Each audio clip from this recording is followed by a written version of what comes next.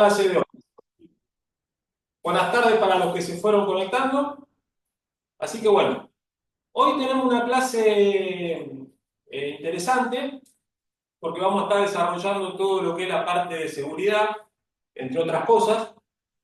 ¿Se acuerdan que en la primera clase estuvimos charlando que nuestra profesión, nuestro oficio, conlleva un riesgo, ¿no? Comparado con otros oficios, por ejemplo. Que si nosotros hacemos todo lo que tenemos que hacer, tomamos las precauciones que tenemos que tomar y cumplimos con ciertos protocolos, no tendríamos que tener ningún problema a la hora de hacer una instalación, ¿no? O sea, si nosotros nos acostumbramos a trabajar bien, siguiendo las reglas que vamos a estar explicando, no tendríamos por qué tener ningún inconveniente a la hora de realizar un trabajo eléctrico. Entonces, como es un tema importante, hoy la clase de hoy la vamos a dedicar gran parte a la parte de seguridad. ¿Bien?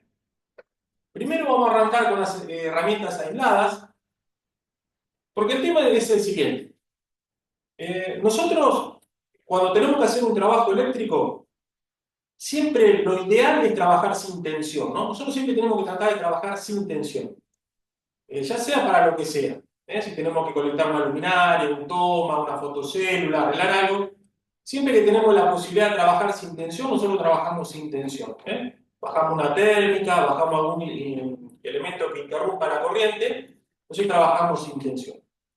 Pero puede ocurrir que en algunos casos no nos quede otro que trabajar con tensión. Puede pasar. Entonces, si nosotros tenemos que trabajar con tensión, lo ideal es tener las herramientas aisladas, que están preparadas para esa situación, para esa ocasión. ¿Bien?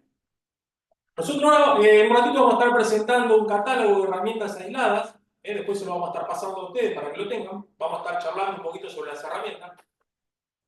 Y después que mostremos eso, vamos a estar hablando un poquito del tema si por ahí toca hacer un trabajo con tensión, cuáles serían los recaudos que habría que tener.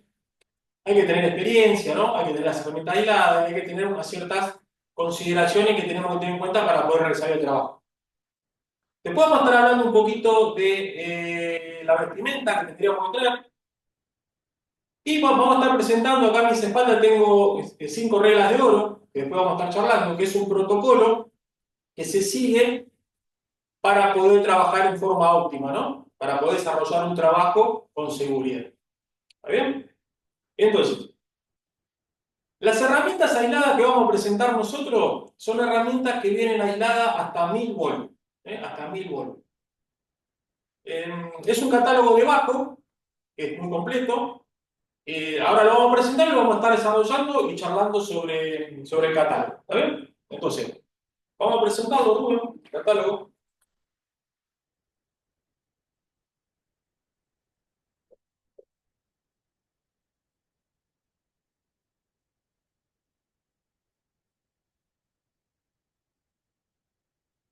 Bueno, fíjense, es un catálogo de Baco. Vieron que Baco es una de las marcas más reconocidas, digamos, una de las mejores. Entonces, en esta ocasión, estamos presentando un catálogo de ellos. Después yo se los mando ahí al grupo. Entonces, vamos a ir presentándolo. Con esta la presentación. Y fíjense una cosita. Vamos a parar un cachito ahí. Bueno, ven en el mango, ven en la empuñadura, en el mango, que debajo de donde dice Baco, nosotros tenemos dos triangulitos, uno arriba del otro. Esos dos triangulitos lo que me están indicando es que la herramienta es normalizada, ha sido ensayada, y esos dos triangulitos me da la fe de que están testeadas, ¿no? Entonces, nosotros a la hora de comprar una herramienta aislada, lo que tenemos que buscar es que esté ese símbolo, y después vamos a ver la norma que lo rige, que es de las normas IEC. IEC es un organismo internacional electrotécnico que es el encargado de fijar normativas de los elementos de electricidad y donde cada país saca normativas en base a eso, ¿no? Entonces, vamos a seguir bajando un poquito el volumen.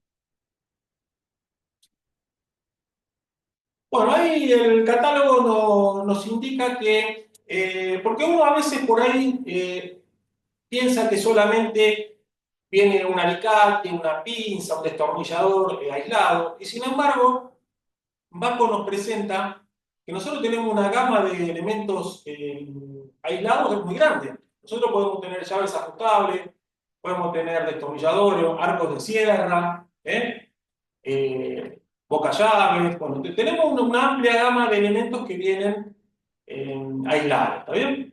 Entonces, vamos a bajar. Bueno, vamos a parar ahí. Bueno, fíjense.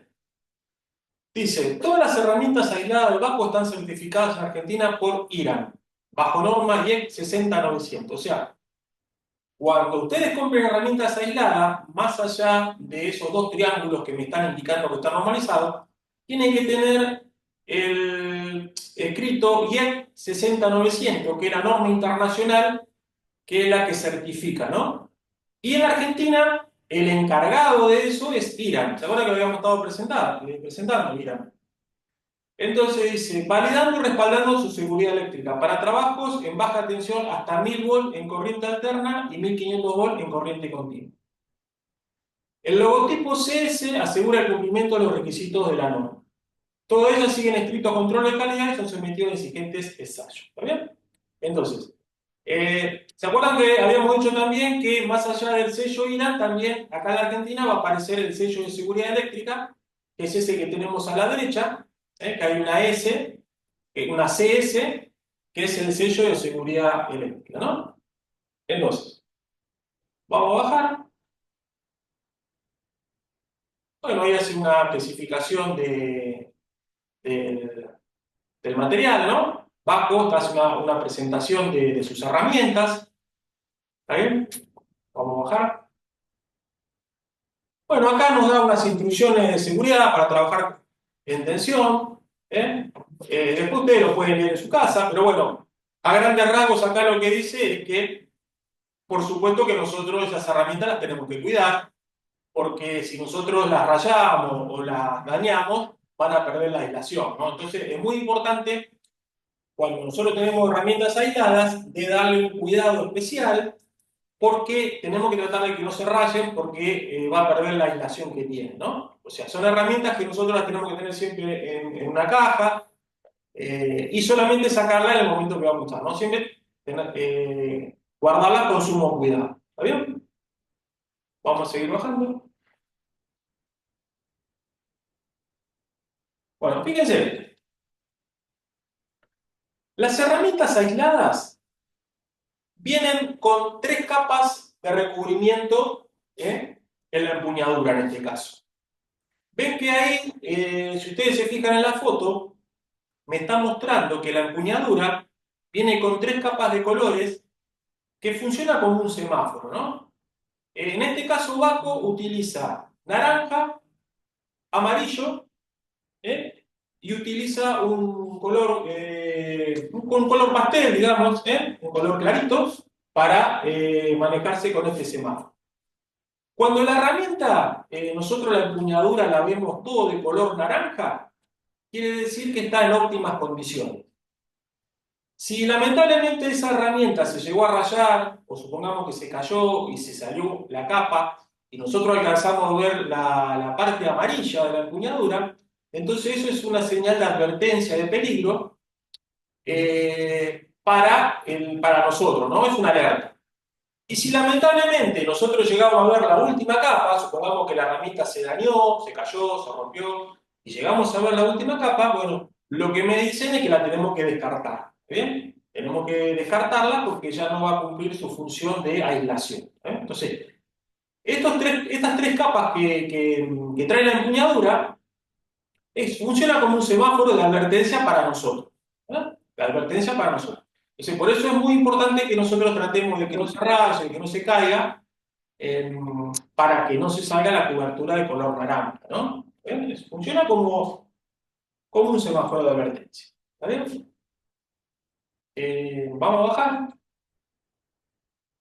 Bueno, acá me explica Baco todos los ensayos que se le hicieron a la herramienta para que después tenga su certificación, ¿no? Por ejemplo, fíjense, arriba de todo a la izquierda dice ensayo dieléctrico. Dieléctrico significa aislación. Cuando ustedes vean la palabra dieléctrico significa aislación, aislar, ¿está bien? El ensayo de aislación. La herramienta se sumerge en agua durante 24 horas, posteriormente se somete a 10.000 volts durante 3 minutos. La herramienta no debe perforarse y la corriente de fuga no debe superar el límite fijado. ¿Está bien? Estos son los diferentes ensayos que le hacen a la herramienta. Y si la herramienta pasa estos ensayos, bueno, entonces ahí sí va a tener su sello, le van a poner el doble triangulito y le van a poner 100, 60, 900. Entonces fíjense todos los ensayos que se hacen, ¿no? Como para que nosotros tengamos la confianza de tener una herramienta como esta. Pues si seguimos bajando, bueno, de acá abajo nos presenta toda la gama de herramientas aisladas que tenemos. ¿Ven? Que uno a veces, cuando no está en el tema, uno a veces tiende a pensar, como yo les decía, que solamente tenemos pinza y alicate. Sin embargo, tenemos una gama amplia de herramientas que vienen aisladas. Por ejemplo, en este caso tenemos llave francesa. ¿Eh?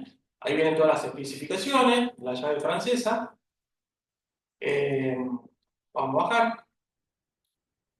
Y después tenemos llaves fijas, también, que vienen aisladas. Tenemos llave tubo, también. ¿Mm? Llave tubo, boca llave, también tenemos. Todo eso viene aislado. Tenemos llave cricket, tenemos barra de extensión. Acá tenemos las pinzas de alicate, ven, tenemos pico del oro, que también viene aislada. Tenemos, esto es un pelacable debajo. Ese tornillito que tiene ahí es un tope que tiene. Ese tope lo que me permite a mí es regularlo según la sección del cable que yo quiero pelar, ¿no? Después tenemos, bueno, pinza universal, por supuesto, que viene aislada. Después tenemos el alicate, esta es la herramienta que no puede faltar en nuestra cajita de herramientas. Este es otro tipo de alicate, también. Pinza de punta, que también tenemos que tener. Eh, Tenemos punta curva.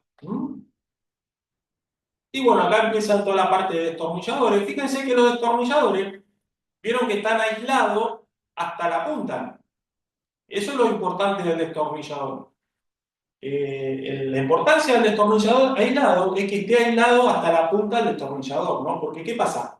Si bien la empuñadura del destornillador tiene una forma que es antideslizante, puede pasar que nosotros en un movimiento se nos mueva la mano y toquemos la parte del cilindro del hierro donde está la punta. Entonces, por eso viene aislada, para que si a nosotros nos llega a zafar la mano, no vamos a tocar de pleno el hierro, sino que vamos a tocar la parte aislada, ¿no? Por eso es muy importante en el destornillador este fundamento, ¿no?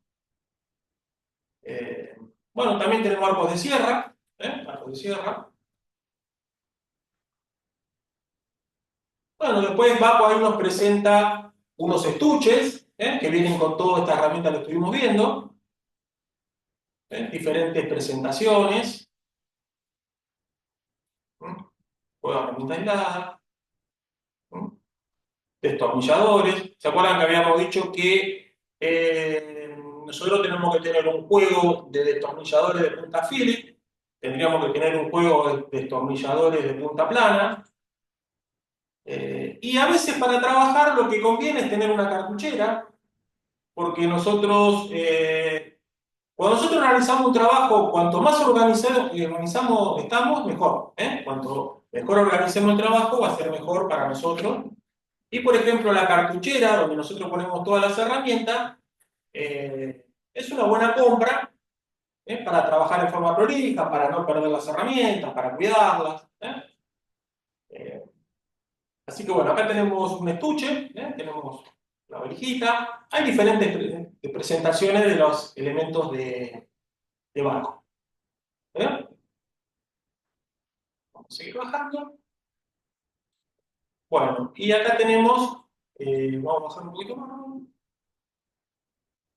Bueno, ahí está. ¿Ven que lo que yo le decía? Ahí tenemos los dos triangulitos, tenemos la sigla IEC 60900, dice hasta 1000 volt, ven que dice 1000 volt de protección, ¿está bien? Y después dice 2004, que debe ser el año de, en este caso, de fabricación, ¿no? ¿Está bien? Bueno, este catálogo ahora yo después se lo vamos a estar enviando ahí al grupo para que lo tengan. ¿Está bien? Bueno, vamos a retirarlo. Así que bueno, como les comentaba, nosotros, vuelvo a repetir, siempre que hagamos un trabajo tenemos que tratar de trabajar sin tensión. ¿A qué voy con esto?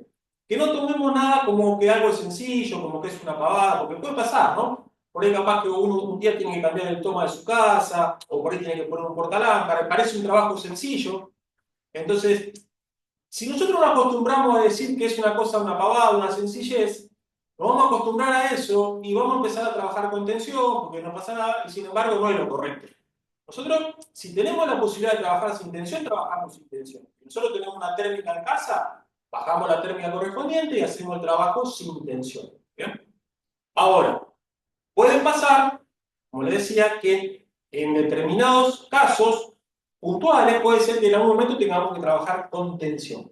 Por ejemplo, si a nosotros se nos rompe la térmica de corte general, la que tenemos en el pilar, y se llega a romper esa térmica, como es el primer corte que nosotros tenemos de la entrada de energía, entonces si nosotros queremos cambiar esa térmica de corte general, vamos a tener que trabajar con tensión, porque de esa térmica para arriba nosotros no tenemos otro corte, ya corresponde a la compañía.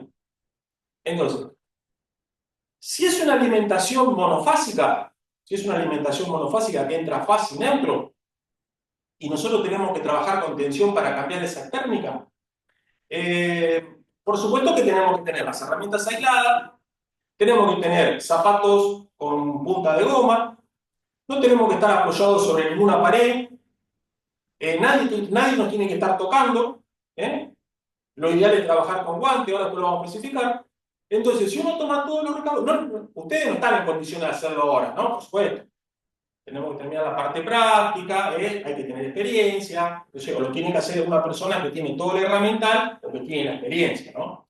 Entonces, el día de mañana, por ahí la persona que ya tiene experiencia, o el que recién empieza con algún trabajito, después de a poquito se compra toda la herramienta, y de a poco con experiencia, por ahí lo puede llegar a hacer el trabajo, ¿está bien? No es recomendable que lo haga ahora gente que no tiene experiencia, no es recomendable que lo haga. Es solamente gente que ya está en el tema, que tiene experiencia, y si empieza a trabajar de esto y tiene la herramienta, en algún momento lo va a poder hacer. ¿Bien? Entonces, pero lo importante es tener todos los elementos necesarios como para trabajar con seguridad. Si la alimentación de esa casa es una alimentación trifásica, bueno, entonces ahí ya estamos hablando de un riesgo superior, ¿no? Ahí directamente lo tendría que hacer alguien que ya está en el tema de trifásica, alguien que tiene experiencia, porque en ese caso son tres fases que entran y si nosotros tenemos que trabajar con tensión ya es un recaudo mayor, ¿no? Recaudo mayor. O sea, eso ya tiene que ser gente que ya está en el tema, que tiene experiencia, ¿no? En el caso de la monofásica, como yo le decía, si una persona ya hace rato que está haciendo trabajos eléctricos y ya tiene su habilidad en las manos con la herramienta y tiene todo lo que tiene que tener, por ahí, llegado el caso, lo puede llegar a hacer el trabajo de trabajar con tensión, ¿no? Si es el caso. ¿Está bien? Después ya en el aula, en la parte de práctica, vamos a estar charlando un poquito si llega esa parte de que trabajar con tensión, qué recaudo tendríamos que tener, ¿no? ¿Está bien? Pero recuerden siempre que uno tiene que acostumbrarse a trabajar sin tensión, que nada es una pavada. Tenemos que acostumbrar la mente siempre a la máxima seguridad. Máxima seguridad.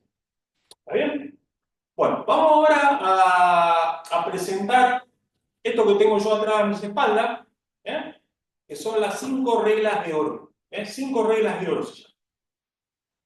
¿Qué son estas 5 reglas de oro? Estas 5 reglas de oro es un protocolo que hay, que tienen todas las empresas. Es un protocolo para poder trabajar con seguridad, ¿sí? Para que la gente, cuando tiene que realizar un trabajo eléctrico, siguiendo este protocolo, garantizamos de que trabaje con seguridad. Estas 5 reglas de oro nacieron sobre todo para la gente que trabaja por ahí en media tensión, en alta tensión. Vieron a esa gente que por ahí ustedes la ven que están en los postes subidos, que vienen a hacer un arreglo, un transformador. Entonces, esa gente tiene que seguir este protocolo antes de empezar a trabajar. Tiene que hacer todo este protocolo y después puede empezar a trabajar. De estas 5 reglas de oro, para el caso particular nuestro de la electricidad domiciliaria, nosotros podemos sacar conclusiones buenas para nosotros. Vamos a ver ahora que nosotros de estas reglas vamos a sacar una buena enseñanza. ¿Está bien? Entonces, vamos a empezar a presentarlo. 5 reglas de oro. Bueno, primera regla dice, corte fuentes de alimentación, corte efectivo. ¿Qué significa eso? Vamos siempre al ejemplo de la domiciliaria, ¿no? Como para nosotros. ¿Qué significa esta primera regla? Lo que estábamos charlando recién. Por ejemplo, si yo tengo que poner una luminaria en mi casa, yo tengo que cambiar un tono, si yo tengo que poner una fotocélula, un sensor de movimiento, o estar poniendo un tablero, yo lo que tengo que hacer es cortar la térmica correspondiente a ese circuito, ¿no? Si yo tengo que hacer un trabajo en mi casa, en la parte de iluminación, entonces yo identifico la térmica que corta ese circuito de iluminación, entonces yo tengo que hacer el corte de la fuente de alimentación de ese circuito. ¿Está bien? En nuestro caso sería la térmica correspondiente al circuito donde yo quiero trabajar. Y corte efectivo significa que yo estoy observando, o sea, yo estoy observando que yo estoy bajando la llavecita de la térmica, ¿está bien? Entonces, yo me quedo tranquilo en primera instancia que veo que yo hice la maniobra de corte de esa termomagnética. La segunda regla dice bloqueo y señalización. ¿Qué significa? Nosotros a esa térmica que nosotros interrumpimos, tenemos que bloquearla.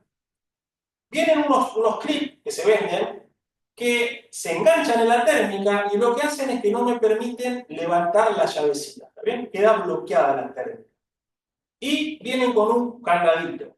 Y aparte de eso, yo lo que tengo que hacer es una señalización. Tengo que poner un cartel ahí en el tablero, no tocar, o estamos trabajando, hacer una advertencia, para que nadie venga y quiera levantar esa térmica o quiera. ¿Está bien? Entonces, señalización, bloqueo y señalización.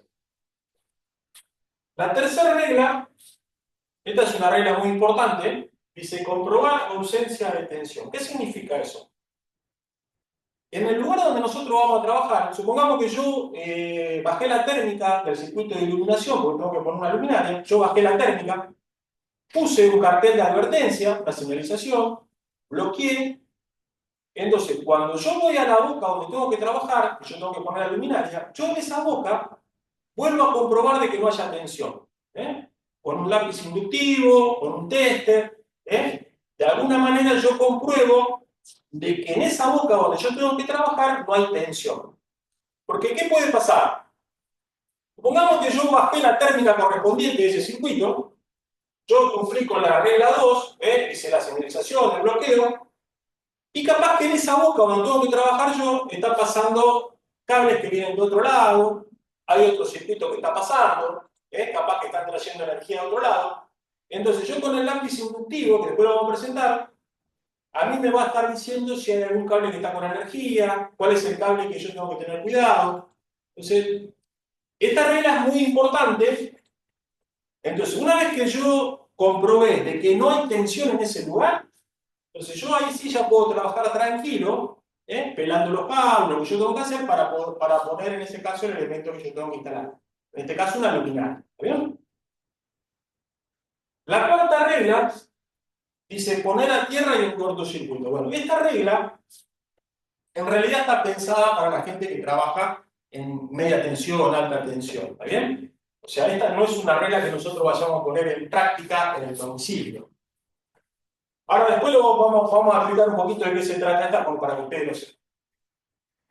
Y la quinta regla me dice vallado. ¿Qué significa eso? Puede pasar, nosotros estamos dando un ejemplo de un domicilio, pero supongamos que ustedes tienen que hacer un trabajo en un lugar al aire libre, o tienen que ir a trabajar a un, no sé, a un salón de fiesta, a un club, a un lugar muy amplio. Supongamos que hay varios tableros. Entonces, si yo estoy trabajando en un tablero donde yo bajé una térmica para hacer un trabajo, puse la señalización, supongamos que yo en ese momento me tengo que trasladar a otro lado, yo lo que tengo que hacer es vallar el lugar, poner unas cintas de advertencia, cintas de peligro, para que ninguna persona pueda pasar, ¿está bien? Para que ninguna persona tenga acceso a ese tablero y intente por ahí levantar una térmica, ¿está bien? Entonces por ahí hay un cable que está suelto, ¿está bien? Entonces nosotros tenemos que hacer el vallado del lugar donde nosotros estamos interviniendo, ¿está bien? Entonces, si nosotros ponemos en práctica esto que está acá, no tendríamos que tener inconvenientes a la hora de realizar un trabajo, ¿está bien? Por eso es importante, ¿está bien? Entonces, fíjense que esta regla, la tercera, es muy importante, porque nosotros, por más que bajemos una térmica, no nos tenemos que confiar pensando que con el solo hecho de bajar la térmica yo ya puedo trabajar ahí. Porque vuelvo a repetir, capaz que en una casa vieja, en una casa antigua, capaz que por esa boca está pasando un cable que viene de otro lado, o alimentaron de otro lado. Entonces yo cuando recién estoy tranquilo de que haya ausencia de tensión en ese lugar que voy a trabajar, entonces yo ahí ya empiezo a trabajar tranquilo. ¿Ven? Es un protocolo que lo seguimos para poder hacer un trabajo en forma eficiente. ¿Está bien? Otro dato que yo a veces le doy a la gente, que también funciona bien, es el siguiente. Ahí le voy a mostrar una cosa. Supongamos que esta es la termomagnética que yo... es la termomagnética que corresponde al circuito donde yo tengo que trabajar, ¿no? Entonces, bueno, yo, como la primera regla me dice que yo tengo que interrumpir, corto. La segunda regla me dice que tengo que bloquear. Hay unos clips que se venden. Acá donde está la térmica, nosotros tenemos unos orificios donde entran unos clips y esos clips no permiten que yo pueda levantar la manivela esta, pero bloquea. Y a su vez tengo que poner un cartel de señalización de que estamos trabajando. ¿Está bien? Entonces, la tercera regla, bueno, comprobamos la ausencia de tensión donde tenemos que trabajar. Y por último, el vallado. Otra cosa que podemos llegar a hacer, que también es eficiente, cuando nosotros interrumpimos, que bajamos la térmica, nosotros los cablecitos que salen de abajo, que alimentan al circuito que tenemos que trabajar, nosotros los podemos sacar, los cables, poner una cinta y dejarlos a un costadito. Es otra forma de precaución o de tener cuidado, cosa que si alguien viene y quiere intentar levantar, la alimentación de acá yo la saqué, ¿está bien? Es otra manera de cubrirnos nosotros para poder realizar el trabajo, ¿está bien? Entonces, yo los cablecitos que están acá abajo, una vez que yo corté, saco fácil neutro de acá abajo, los pongo, los encinto, los pongo un costadito, entonces yo ya me aseguro que no hay forma de que ese circuito sea alimentado, ¿no? Eso es otra precaución que también la pueden llegar a tomar como para quedarse más tranquilos si tienen que realizar un trabajo, ¿no? Otra cosa importante que tenemos que hacer siempre cuando vamos a hacer un trabajo es acostumbrarnos a chequear el estado de las térmicas y del disyuntor, ¿está bien? Cuando nosotros tenemos que ir a un domicilio a realizar un trabajo, lo primero que tendríamos que hacer es verificar el estado de las térmicas. Con el tester tendríamos que bajar la térmica y fijarnos de que abajo no haya tensión. ¿Bien? Porque a veces puede pasar que una térmica por ahí a veces se daña o se rompe. Entonces, cuando nosotros bajamos la térmica, que supuestamente acá no tiene que haber tensión, entonces yo mido con el tester y verifico a ver si no hay tensión para chequear también si la térmica está funcionando bien. ¿Está bien?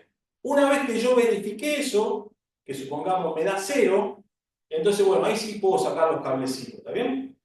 Es otra manera también de ir viendo la instalación cómo está, optimizándola. Entonces acuérdense siempre de chequear a ver cómo están las térmicas, en su casa también. Bajen las térmicas un día y chequeen si tienen un instrumento a ver si abajo no le da voltaje. ¿Está bien? Es otra manera de comprobar cómo está la instalación. Y bueno, ¿se acuerdan que dijimos que el disyuntor diferencial, una vez por mes se recomienda apretar el botoncito de test y si el disyuntor salta, bueno, quiere decir que está funcionando bien, ¿no? Si nosotros apretamos el botoncito y no salta, bueno, nos está diciendo que tendríamos que cambiarlo. ¿Está bien?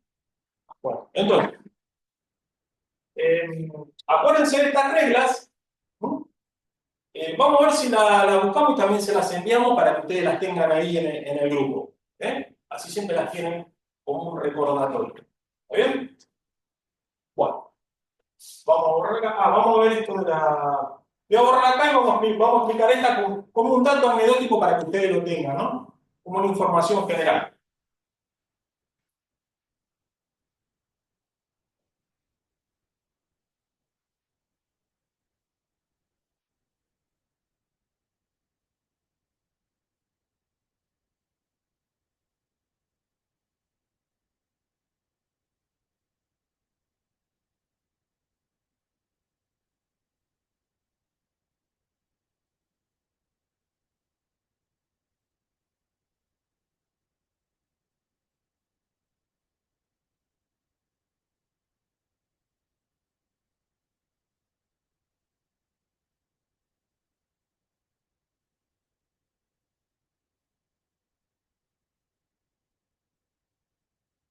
Bueno, fíjense, pongamos que este es un tendido aéreo, una línea de media tensión.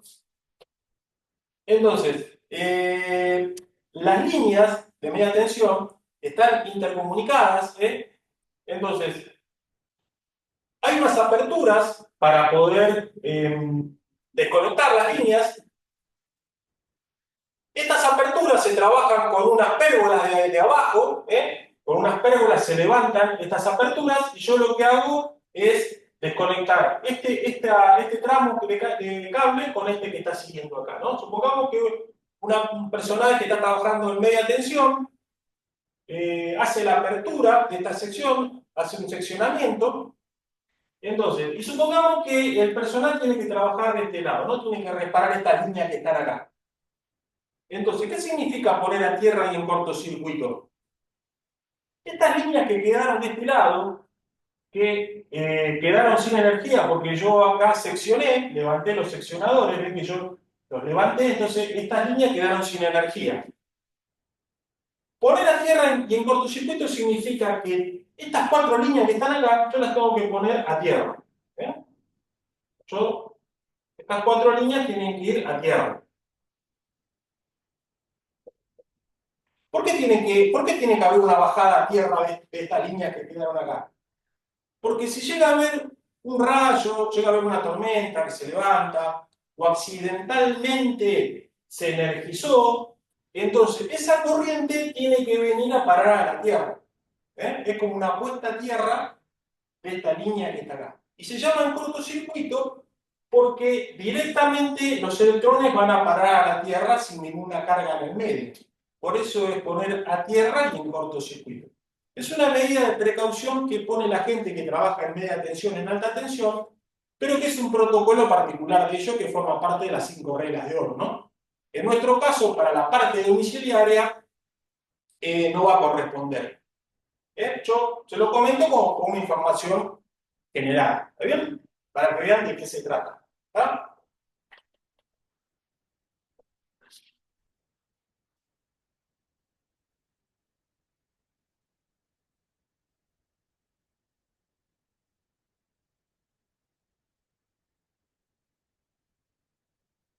Bueno, vamos a hablar un poquito sobre la vestimenta que tendríamos que tener para hacer trabajos eléctricos. ¿Está bien?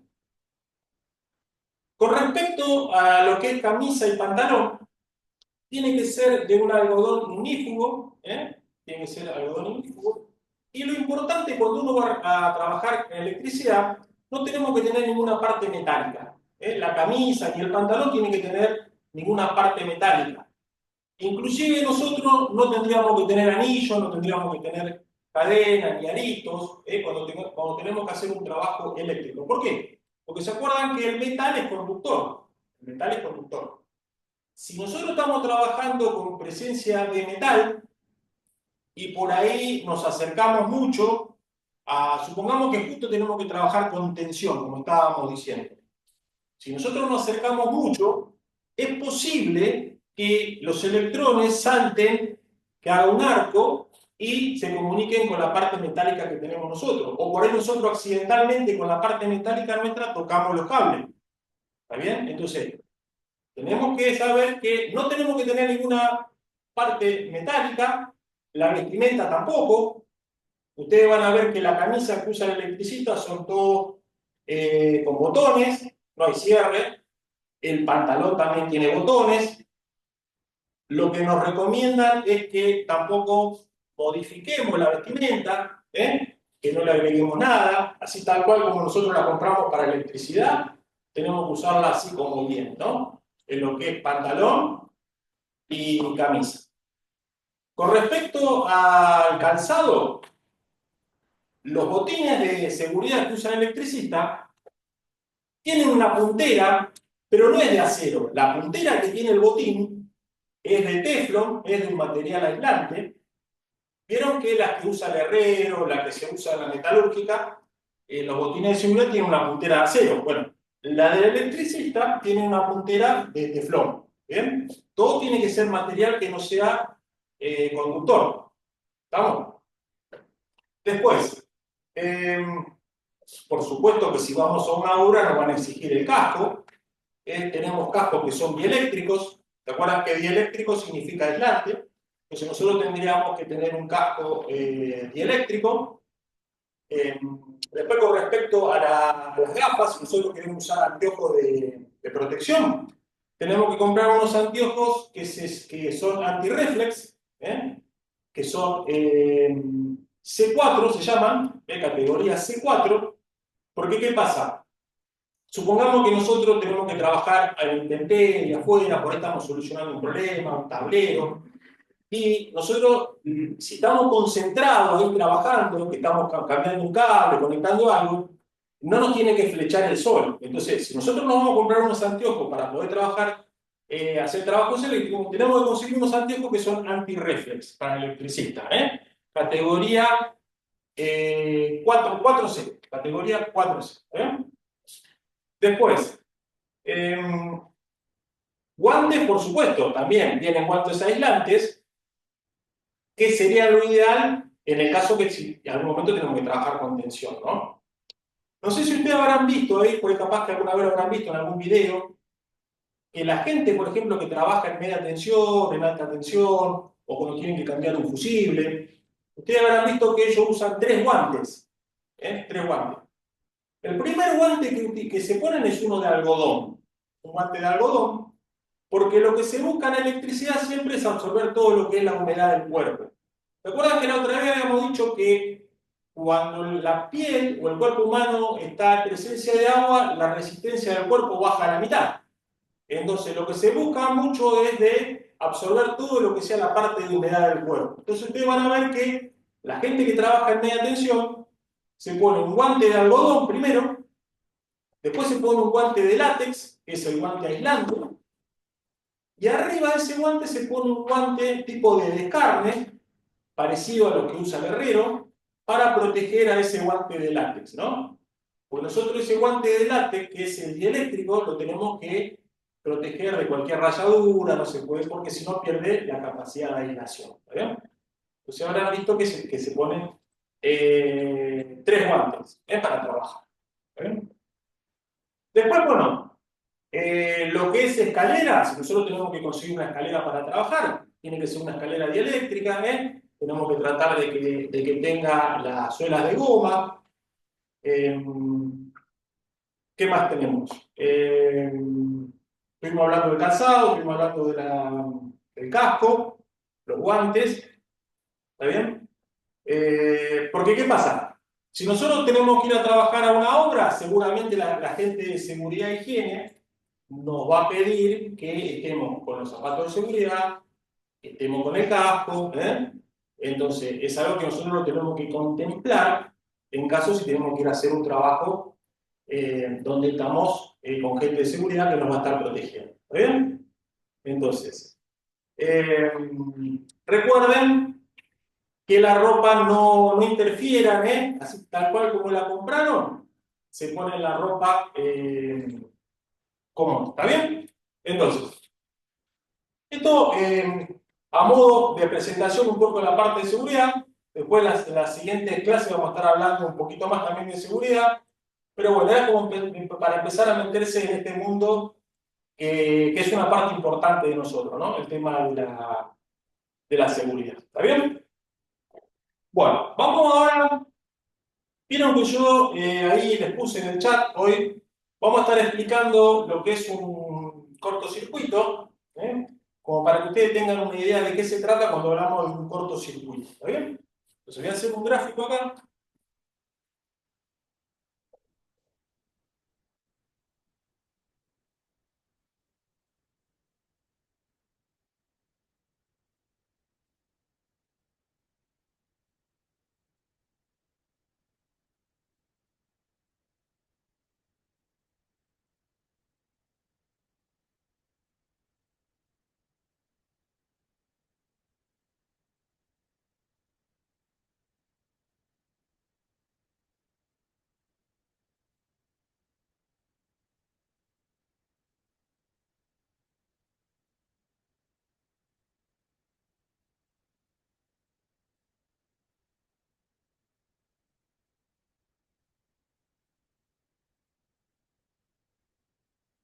Bueno, miren, este es un circuito básico, ¿eh? Como lo estuvimos hablando. Este es el circuito como armamos el tablero, como dijimos la otra vez.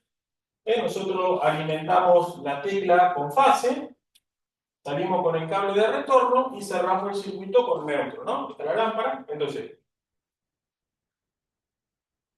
en estas condiciones, cuando yo cierro acá el interruptor, cierro el interruptor, los electrones empiezan a pasar, los electrones vienen por fase, pasan por la tecla, salen por el retorno, la lámpara se ilumina y los electrones se van por neutro, ¿no? Entonces, en esas condiciones está todo funcionando ok, la lámpara se enciende, está todo funcionando. Pero ¿qué pasa? ¿Qué sucede cuando tenemos un cortocircuito? ¿Qué pasa lo que es un cortocircuito? Puede pasar que accidentalmente en una boca de iluminación, en una caja, capaz que se desprendió un cable, se desprendió el cable de neutro, o se salió el cable de retorno, del tornillito, y accidentalmente por ahí se tocaron fase y neutro, se encontraron en un punto, ¿no? Supongamos que, por ejemplo, este cablecito del retorno se desprendió, supongamos que este retorno se salió del tornillito, y accidentalmente me tocó el neutro, sin pasar por la lámpara, ¿no? Como que los dos cables se tocaron fácilmente. Automáticamente estamos en presencia de un cortocircuito. ¿Eh? Ahí va a saltar la térmica, va a haber un fogonazo. ¿Por qué? ¿Qué es lo que pasa? Recuerdan que nosotros dijimos que la lámpara, o sea, todos los elementos que nosotros pongamos en el circuito, una lámpara, una estufa, un motor, es una carga, es un consumo. Ese consumo lo que hace es ofrecer una resistencia al pasaje de los electrones. ¿Está bien? Esta lámpara que nosotros tenemos acá está ofreciendo una resistencia al pasaje de la corriente, ¿no? Y después dijimos que, por ejemplo, según la potencia de la lámpara, puede estar pasando 1 ampere, 2 amperes. Pero ¿qué pasa cuando sucede esto? Cuando se tocan fase y neutro, intempestivamente se juntan dos cables.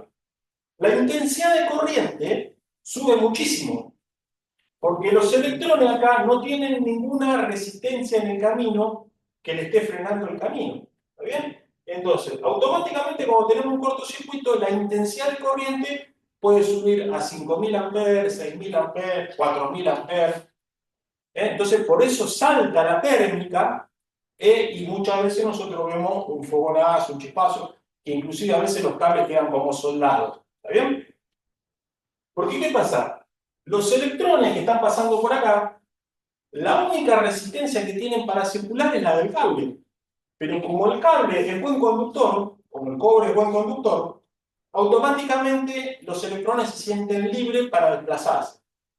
Por eso capaz que si cuando estaba funcionando la lámpara, nosotros teníamos una intensidad de corriente, supongamos de 1 ampere, automáticamente cuando hay un cortocircuito, es como que nosotros abrimos una compuerta y los electrones se mandan y la intensidad de corriente, vuelvo a repetir, se va a 5000 amperes, 4000, 6000 amperes. ¿Ven?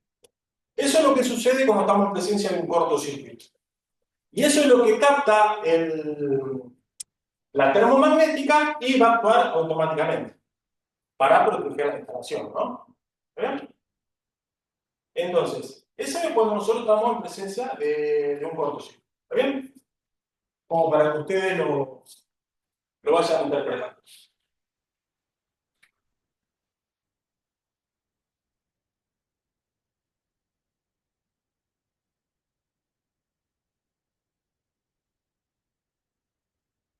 Bueno, vamos a estar hoy también presentando un poco.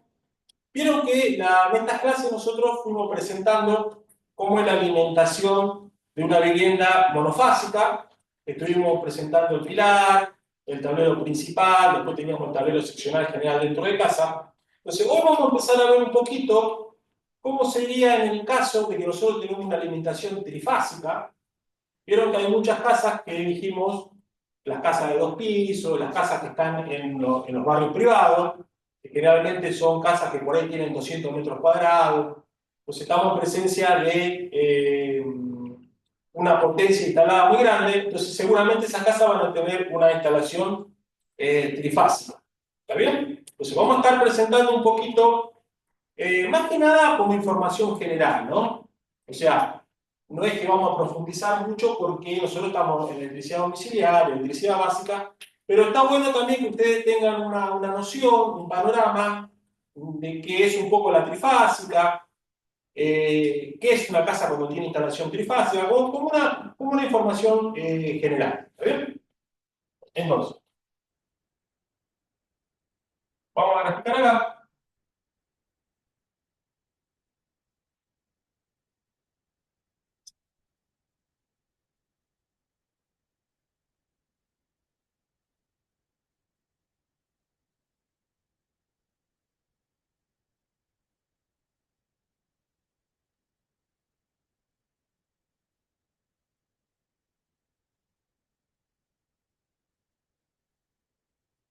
Bueno, más que nada vamos a presentar la diferencia entre monofásica y trifásica, ¿no? Fíjense, supongamos que este es el pilar de la vivienda, pero esta vivienda en vez de tener suministro monofásico tiene suministro trifásico. Vamos a ver las diferencias como para ir viendo entre una y otra. Nosotros en el tablero principal que está en el pilar, por supuesto que también vamos a tener una térmica de corte general y un disyuntor diferencial, lo mismo que en la monofásica. La diferencia está en que la térmica de corte general, en vez de tener 2 polos, tienen 4 polos, igual que el disyuntor, ¿sí? O sea, las casas que están siendo alimentadas con una alimentación trifásica, lo primero que ustedes van a observar, que en vez de tener una térmica como esta, que esta corresponde a monofásica, nosotros acá vamos a tener una térmica tetrapolar, se llama. Tetrapolar porque tiene 4 polos, ¿está bien? Entonces, ¿se acuerdan que en el otro caso que nosotros habíamos presentado, debajo del medidor venían fase y neutro? En las casas que son monofásicas, como en la mayoría de las casas, los únicos 2 cables que están viniendo son fase y neutro. En el caso de la trifásica, nosotros vamos a tener 4 cables que van a ingresar acá. O sea que del medidor están saliendo 4 cables. 3 cables que son de fase, vamos a tener, en vez de tener un solo cable de fase, vamos a tener 3 cables de fase. Esa es la primera diferencia sustancial entre monofásica y trifásica. Vamos a tener 3 cables de fase y un neutro. ¿Está bien? Esos cables de fase se llaman L1, L2 y L3. Y el neutro.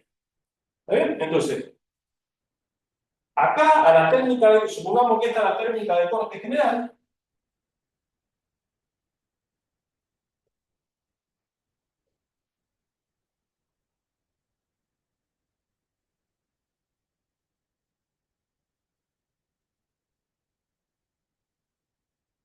Ahí están ingresando tres fases. Me está ingresando una fase que se llama L1, está ingresando una fase que se llama L2,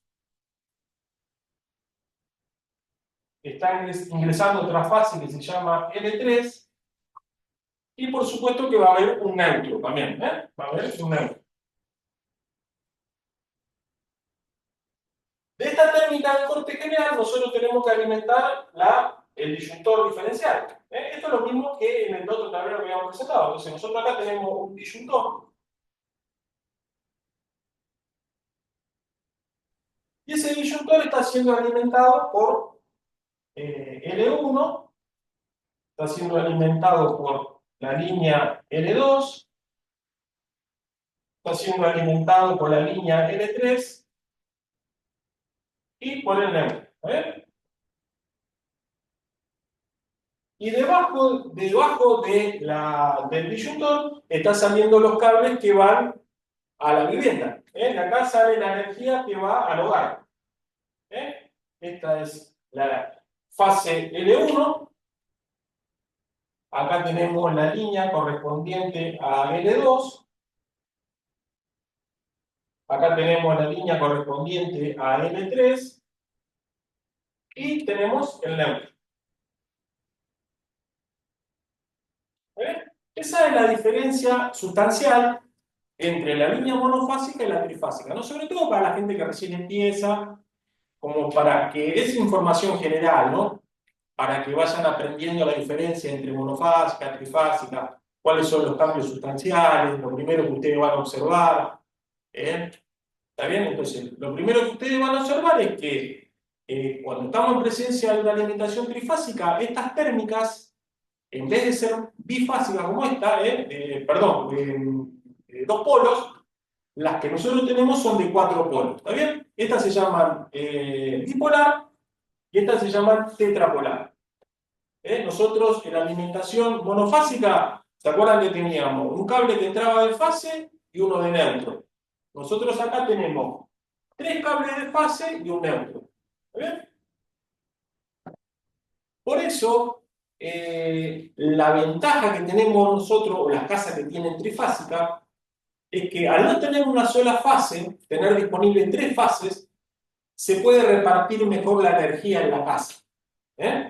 O sea, yo tengo más capacidad de carga, porque yo tengo tres fases que me están entrando a mi casa. Entonces, yo repartiendo bien esas líneas, yo puedo tener más capacidad de carga para la planta alta, para un quincho, para una pileta, para la planta baja. Entonces, lo que se hace en esas casas es repartir en forma equitativa las líneas. Entonces, ustedes van a ver que por ahí capaz que en esas casas hay cuatro aires acondicionados, capaz que tenemos un motor para una pileta, capaz que tenemos un horno eléctrico, pero como nosotros tenemos más capacidad de carga y más potencia instalada, la trifásica me da esa ventaja de poder tener más energía disponible. ¿Está bien? Eso para que ustedes vean sustancialmente la diferencia entre monofásico y trifásico. ¿Está bien? Después cuando estemos allá, que tenemos también un pizarrón, por ahí profundizamos un poquito más, ¿no? Cuando ya tengo más empapado en el tema, más metido. Esto como para que de a poquito vayan viendo la diferencia entre monofásico y trifásico. ¿Está bien? Vamos a borrar acá.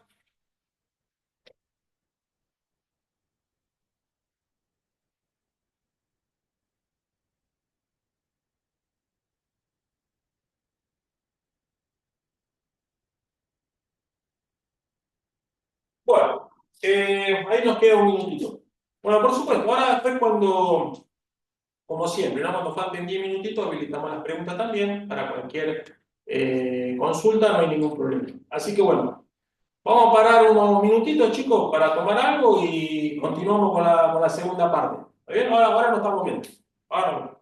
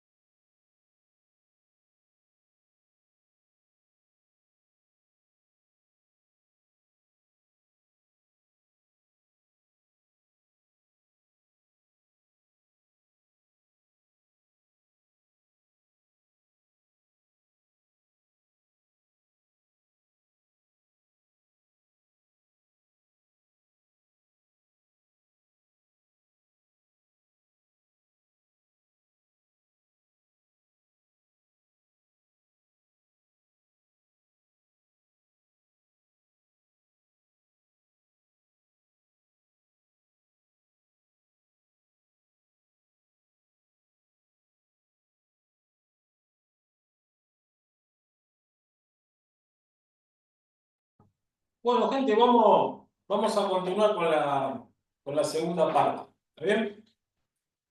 Entonces, bueno, la clase que viene vamos a profundizar un poquito más en trifásica. No quería explayarme más, simplemente quería hacer una presentación, siempre pensando en la gente que recién comienza, como para que empiece a ver un poquito la diferencia entre una monofásica y una trifásica, ¿no? Era modo de presentación.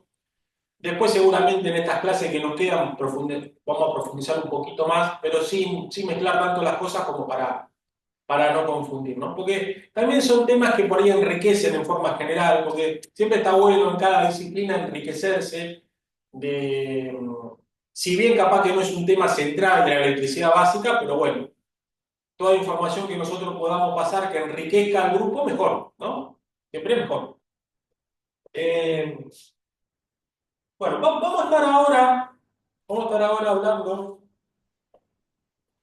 Vieron que yo les dije que cuando hagamos el automático de tanque y cisterna, cuando ustedes hagan allá el armado en el taller, nosotros vamos a usar un transformador de 220 a 24 volts. ¿Está bien? Entonces, todo el mundo supongo que debe saber lo que es un transformador, si no, bueno, vamos a explicar a ver qué es qué es un transformador y cómo funciona, ¿no? Porque el transformador, en lo que es transporte de energía, es una máquina ideal, es una máquina que es casi como el alma mater del transporte de energía porque es la que nos permite a nosotros elevar la tensión, bajar la tensión y hacer que sea posible el transporte de la energía desde donde se genera hasta nuestro domicilio, ¿no?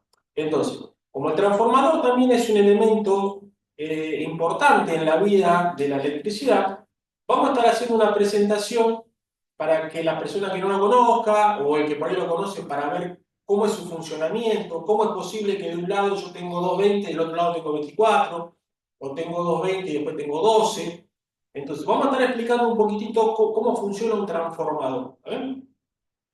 Entonces, fíjense, para poder empezar a entender cómo funciona un transformador, vamos a ver dos descubrimientos que se realizaron ya hace más de 200 años, que uno se llama electromagnetismo y el otro se llama inducción electromagnética. El transformador funciona gracias a esos dos situaciones que se descubrieron, ¿eh? Electromagnetismo e inducción electromagnética. Entonces, vamos a presentar el primer título.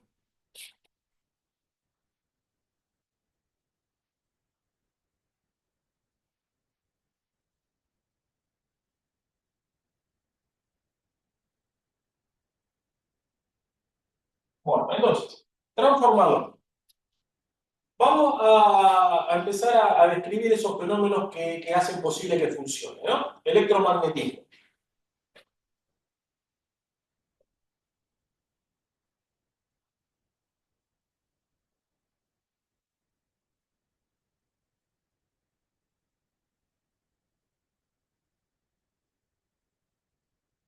En la clase pasada estuvimos hablando un poquito de esto. ¿Se acuerdan que dijimos que cuando circula corriente por un cable se genera un campo magnético y que yo le dije que la pinza amperométrica lo que hace cuando nosotros abrazamos un cable con la pinza amperométrica, lo que hace la pinza es captar ese campo magnético y según la amplitud de ese campo me lo transforma en amperes. ¿Eh?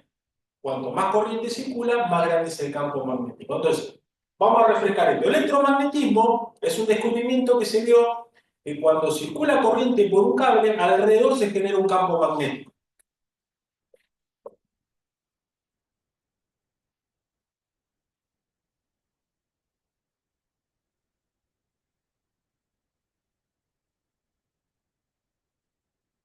Y que dijimos que dependiendo de la intensidad de corriente que circula por este cable, va a ser el tamaño del campo magnético. Cuanto mayor intensidad de corriente pase por acá, más grande va a ser el campo magnético. ¿Está bien? No es lo mismo que pase un ampere que pase 10 amperes. Y después, ¿se acuerdan que yo les comenté que si nosotros este cable lo ponemos en forma de una bobinita o lo enrollamos, ese campo se retroalimenta y se hace más amplio? ¿Bien? Entonces,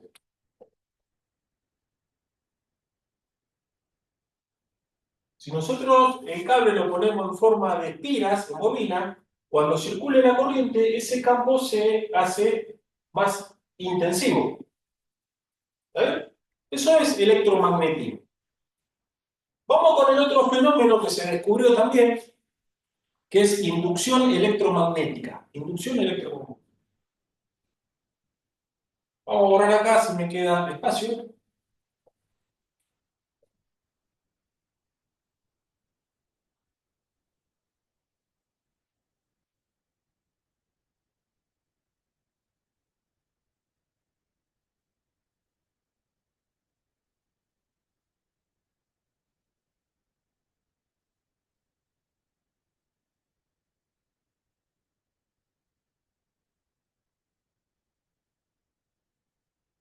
Bueno, este descubrimiento, inducción electromagnética, es muy importante porque gracias a esto es la generación de energía en las grandes centrales. Las grandes centrales generan energía en base a este fenómeno que se descubrió, inducción electromagnética. ¿Está bien? Vamos a explicarlo acá en forma sencilla.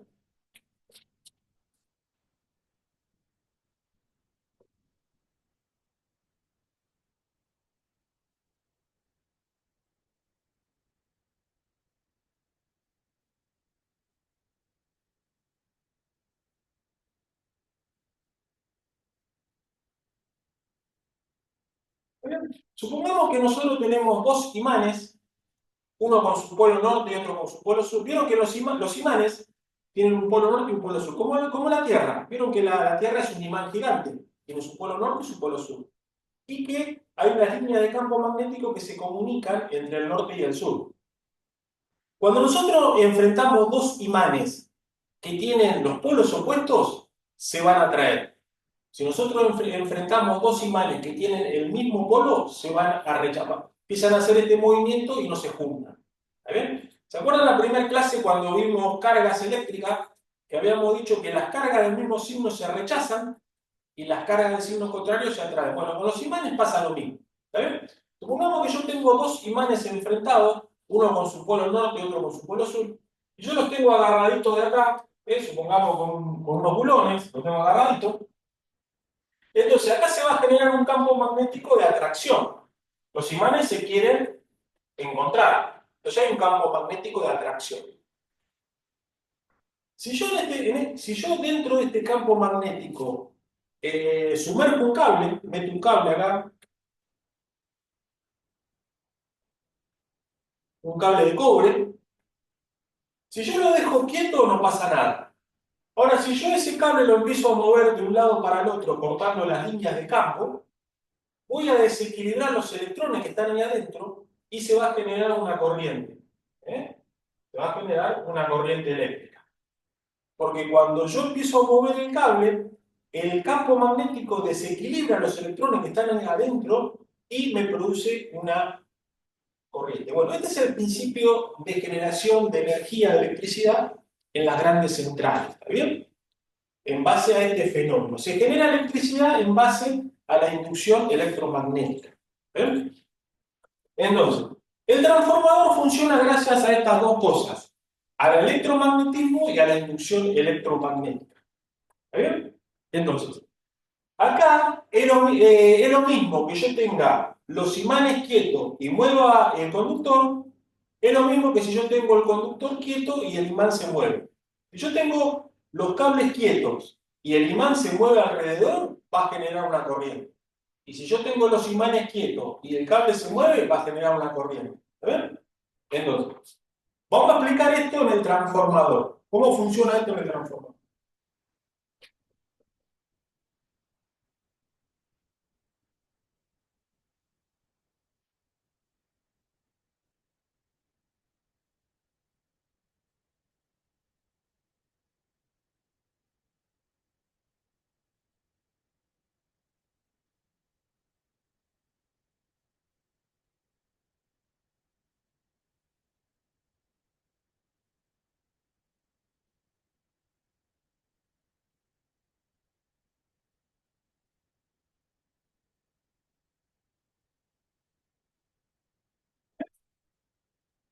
Esta es la forma de representar un transformador. ¿Está bien? Supongamos que es el transformador que ustedes van a trabajar allá cuando hagamos el automático de tanque y sistema. El transformador tiene una entrada de 220 volts y tiene una salida de 24 volts. ¿Bien? Entonces, vamos a empezar a explicar qué es lo que pasa acá para que suceda esto. Cuando yo conecto el transformador a los 220 volts, cuando yo el transformador lo conecto a 220 volts como si fuera una carga, va a empezar a circular corriente por acá. Va a empezar a circular corriente. Los electrones se ponen en movimiento. Entonces nosotros dijimos que por electromagnetismo, cuando circula corriente se genera un campo magnético acá. El transformador tiene dos bobinados, uno que corresponde a la parte de 220, hay todo un enrolladito, una bobina, y del otro lado hay otro enrolladito de cable que corresponde a la parte de 24. Esas bobinas están así enfrentadas, pero no se tocan. Esta bobina corresponde a 220 y esta bobina corresponde a 24. Son todos cobrecitos puestos así en forma de una bobinita. ¿Ven? Que yo lo representé acá. Cuando los electrones llegan a la parte de la bobina, el campo magnético se agranda, y después la corriente sigue su camino. Entonces, este campo magnético que se genera acá alcanza a cortar a la otra bobinita que está de este lado. ¿Ven acá? O sea, que la bobina que corresponde a 24 volts queda sumergida en el campo magnético que generó esta corriente que está entrando por acá. Nosotros dijimos que cuando tenemos un conductor metido dentro de un campo magnético, tenemos la posibilidad de generar corriente, que lo vimos recién, inducción electromagnética. Pero uno cuando mira acá dice, sí, todo muy lindo, pero acá no se está moviendo nada. Porque nosotros dijimos que para que se produzca electricidad, nosotros teníamos que mover el cable. Entonces, ¿cómo es posible que circule corriente por acá? Y eso se explica gracias a la corriente alterna. ¿Está bien? Vamos a ponerlo acá.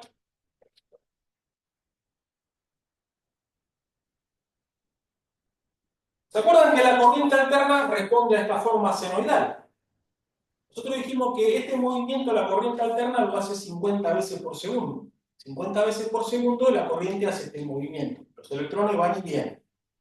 Entonces, este campo magnético también se achica y se agranda 50 veces por segundo. Hay un momento que pasa por cero. O sea, la corriente arranca de cero y hay un momento que pasa por cero. Este campo magnético sigue este movimiento. El campo magnético se achica y se agranda. Ese movimiento simula como si yo estuviera moviendo el campo. Entonces, ese movimiento del campo magnético me desequilibra los electrones que están acá y se produce una corriente. Por eso generamos una corriente de este lado, gracias a la inducción electromagnética. ¿Está bien? Se genera una corriente. ¿Y por qué de este lado me queda 24 volts y yo tengo 220?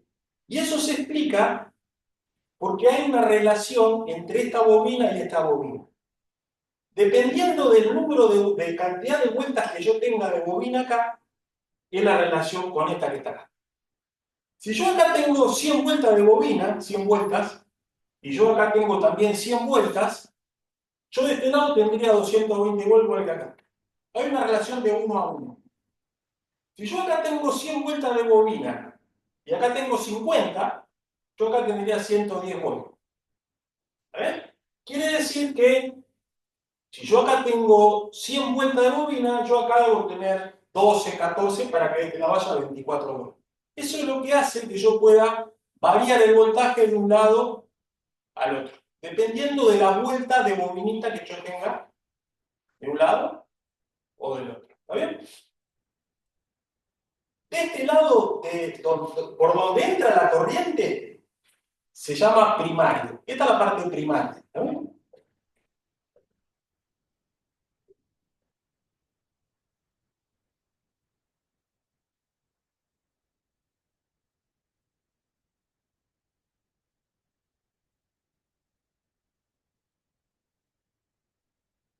Por el lado de donde entra la corriente se llama primario y por donde sale se llama secundario. Y este transformador es un transformador reductor, porque yo estoy entrando con un voltaje más alto y salgo con uno más chico. Es un transformador reductor. El transformador puede ser elevador también. Si yo estaría entrando de este lado con 24 volts, sería un transformador elevador, porque yo entro con 24 y salgo con 220. ¿Está bien? En este caso nuestro, nosotros vamos a entrar primero con 220, lo vamos a conectar a 220 y vamos a tener 24 de este lado. Entonces es un transformador reductor. ¿Bien? Esto es a presentación de cómo funciona un transformador, porque lo vamos a emplear allá. ¿Bien? ¿Estamos? Entonces, en combinación de esos dos elementos que se descubrieron, electromagnetismo e inducción electromagnética, sumado al movimiento de la alterna, hace posible que funcione un transformador. Si nosotros este transformador lo conectáramos con corriente continua, no funcionaría. Los transformadores no funcionan con corriente continua, porque la corriente que estaría pasando por acá sería siempre la misma, y este campo magnético siempre tendría la misma amplitud. Entonces no me produce ese fenómeno de desequilibrar los electrones que están acá. Por eso el transformador funciona con corriente alterna, porque me hace este movimiento. ¿Ven? Eso fue lo que pasó con Edison y Tesla. Vieron, no sé si alguna vez vieron ese fenómeno entre Edison y Tesla, que cuando recién se empezó a descubrir el fenómeno este de la electricidad, en Estados Unidos, Edison empezó a comercializar la energía con corriente continua. Pero el problema que se encontraba es que cuando tenía que transportar la energía a mucha distancia, como no es posible el transformador, entonces cada vez que se tenía que alejar mucho, la corriente tenía que poner unos cables enormes, era mucha dificultad, había que poner muchas generadoras cercanas. Entonces, cuando apareció Tesla en escena, Tesla es un científico que empezó a investigar todo el tema de la corriente alterna. Y ahí es donde empezaron con el tema del transformador, que se descubrió esto. Y el transformador es un elemento vital para el transporte, porque al permitirme bajar o aumentar el voltaje, me permite transportar la energía a miles de kilómetros. ¿Está bien?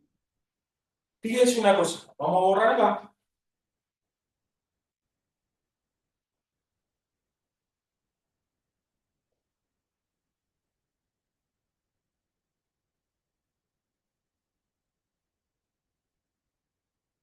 ¿Se acuerdan de esta fórmula que la estamos usando muy seguido? La que potencia es igual a voltaje por intensidad.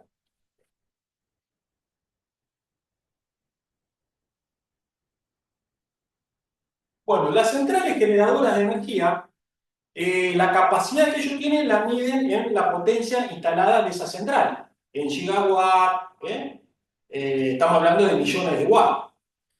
Entonces, cuando yo quiero transportar esa energía desde donde se produce hasta la ciudad, capaz que esa energía tiene que recorrer miles de kilómetros, capaz que se está produciendo en el Chocó, capaz que se está produciendo en Córdoba. Entonces, como tiene que transportar miles de kilómetros de tendido eléctrico, el transformador es el elemento vital para poder hacer eso. Entonces, una central que genera energía tiene una potencia instalada en gigawatt. Estamos hablando de miles de watts. Entonces, ¿se acuerdan que cuando yo tengo que diseñar la sección de un cable para transportar energía, nosotros nos valíamos de esta fórmula? Nosotros decíamos que la intensidad es igual a la potencia dividido el voltaje. Y que esta fórmula a mí lo que me da es saber qué sección de cable tengo que usar yo para poder satisfacer esta intensidad. Entonces, la potencia que tienen las generadoras de electricidad, supongamos millones de watts, cuando yo divido por el voltaje, supongamos que acá ponemos un megawatt de potencia, que tiene esa central. Cuando yo divida por un voltaje cada vez más alto, la intensidad de corriente va a ser más chica. Si yo acá, en vez de dividir por 100 volts, divido por 132.000 volts, este número cada vez se va a hacer más chico. La intensidad que va a estar pasando por esos cables de alta tensión cada vez va a ser más chica. Entonces, por eso, cuando se genera la electricidad, la energía, se la eleva a mucho, el transformador eleva la tensión a mucho, a 500.000 volts, 380.000 volts, para que esta potencia yo la divida por un número grande, y capaz que acá me da 200 amperes. Entonces yo con un cable, capaz que de 240, con un cable así, yo estoy transportando toda la energía para llevar a una ciudad. Vieron que nosotros, los cables de alta tensión, no son cables de 10 metros de diámetro, son cables más o menos así. Pero eso es posible porque yo con el transformador elevo tanto la tensión que este número se hace chico. Por eso la importancia del transformador, que con corriente continua no se puede. Por eso cuando Edison quiso transportar la energía, se encontró con esa dificultad. Cuando se empezó a desarrollar el tema del transformador, se logró poder transportar la energía a miles de kilómetros. Gracias a esto. ¿Está bien? Entonces, cuando sale de las centrales, por ahí se lo eleva a 500.000 volts, 380.000 volts en alta tensión. Después cuando va llegando a la ciudad se empieza a reducir, se empieza a reducir a 135.000, a 33.000 volts, 13.200 volts, hasta que llega a nuestro domicilio. 380, 220. ¿Está bien? Por eso la importancia del transformador. El transformador fue algo fundamental para el transporte de la energía. ¿Está bien?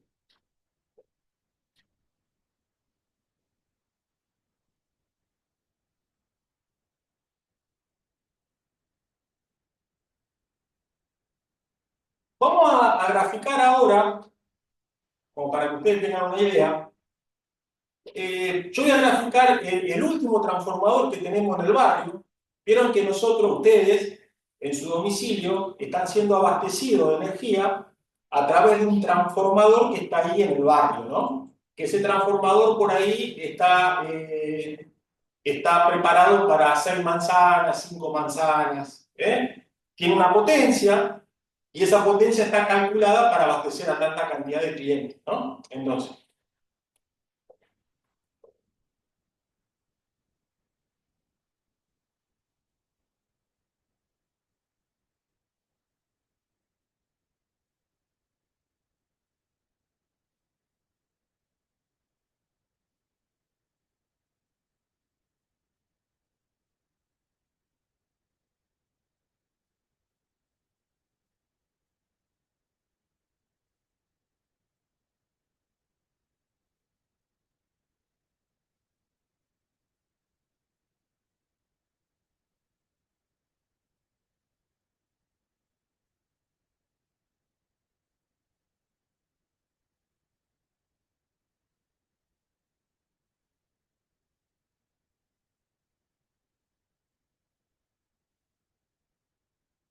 fíjense, vieron que nosotros ahí en el barrio, cerca de sus casas, hay unas columnas de hormigón donde hay unos transformadores.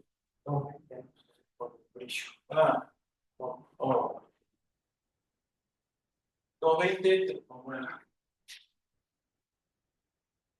ahí sí, ¿no?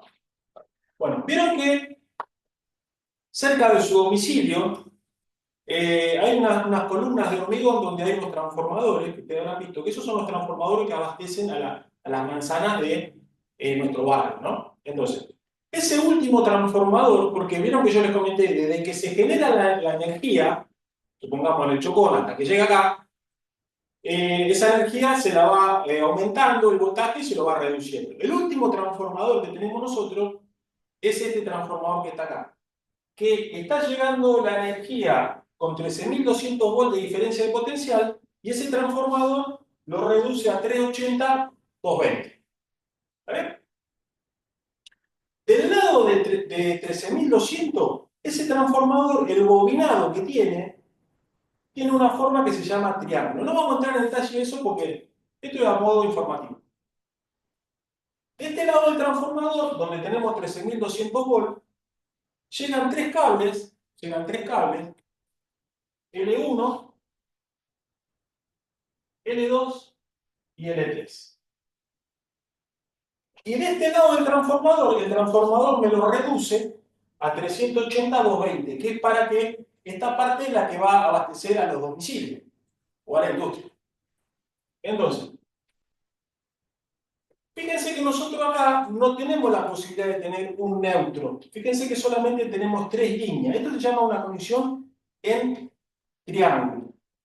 De este lado, las bobinas, que yo les dije que están en el transformador, se conectan de una manera que se llama estrella.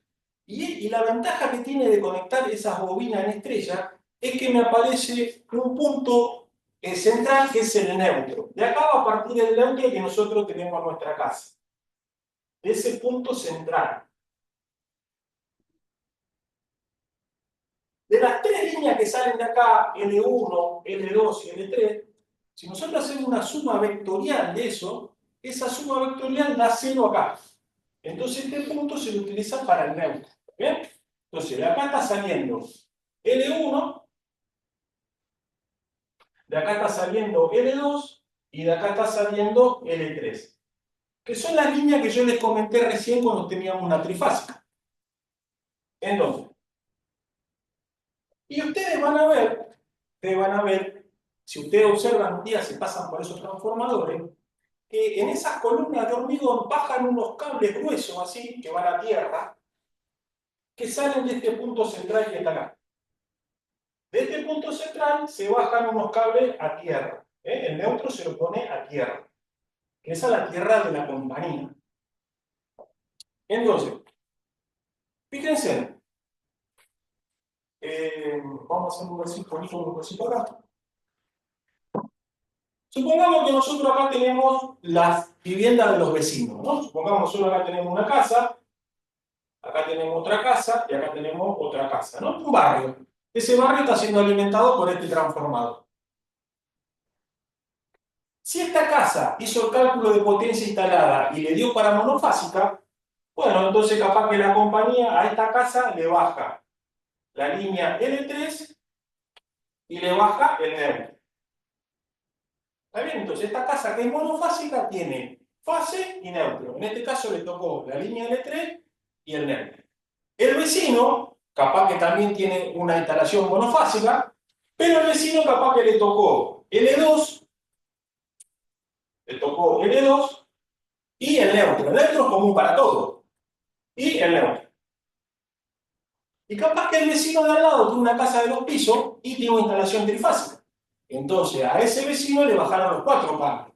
L1, L2, L3 y el neutro.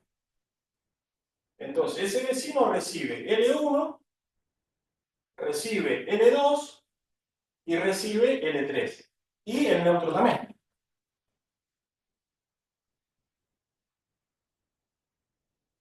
Entonces, esa es la forma de... ¿qué pasa? Cuando nosotros estamos en presencia de trifásica, como en este caso, lo fundamental es equilibrar las cargas, se llama. Se llama equilibrar las cargas. Por ejemplo, si este transformador está alimentando a 1000 casas, supongamos, por decir algo, 333 casas tienen que ser alimentadas con L1, 333 casas tienen que ser alimentadas con L2 y 333 casas tienen que ser alimentadas con L3, para lograr un equilibrio de carga. ¿Está bien? Lo que se busca en trifásica siempre es lograr un equilibrio de cargas. Por eso ustedes van a ver que a veces cuando hay problemas, que por ahí la gente se conecta con una fase, se cambian a otra fase, entonces capaz que todos se pasaron a L1 y esta fase empieza a tener baja tensión, empieza a haber problemas hasta que el transformador se quema. Cuando se desequilibran las cargas, se termina rompiendo el transformador o empieza a haber baja tensión. Por eso es importante mantener el equilibrio de las líneas. Importante mantener el equilibrio de las líneas. ¿Está? Entonces, esto a grandes rasgos es la forma en que se reparte el suministro de energía a partir del último transformador que tenemos en el barrio. ¿Ven? Y vieron que yo les dije que en las casas lo ideal es tener una jabalina. Entonces, supongamos que esta casa tiene todo instalado como tiene que ser con jabalina. Supongamos que esta casa tiene una jabalina. Entonces, El sistema de puesta a tierra que tenemos nosotros para domicilio se llama TT, sistema TT. ¿Qué significa eso? Que tenemos una tierra de la compañía y una tierra de domicilio.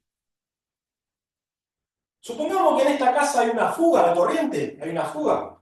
Esos electrones se van por la jabalina, vienen por la tierra y se comunican con esta puesta a tierra que está acá, y los electrones entran por el neutro, pero por acá. Porque cuando nosotros estamos utilizando la energía de la casa, supongamos el televisor, la heladera, la corriente que se va por neutro vuelve al transformador. Cuando hay una fuga, esa corriente vuelve por acá. ¿Está bien? Esto se llama lazo de falla. Lazo de falla. ¿Está bien? Entonces, el sistema que tenemos nosotros se llama sistema TP. Tierra de protección, tierra de servicio. ¿Eh? ¿Vamos? Entonces, esto a grandes rasgos es el sistema que tenemos nosotros de conexión. ¿Estamos? Bueno.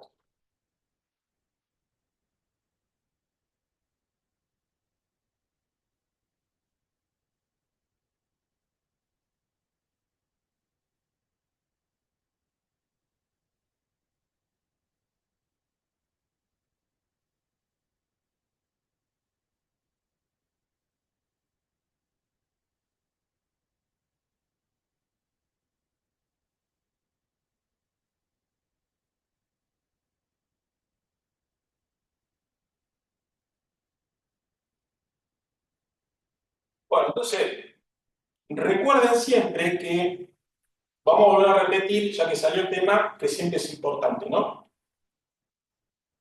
Nosotros en nuestro domicilio, si tenemos la posibilidad de tener una jabalina, poner todo a tierra, es lo ideal, ¿no? Con el disyuntor diferencial. Si no tenemos un disyuntor diferencial, por lo menos tenerlo.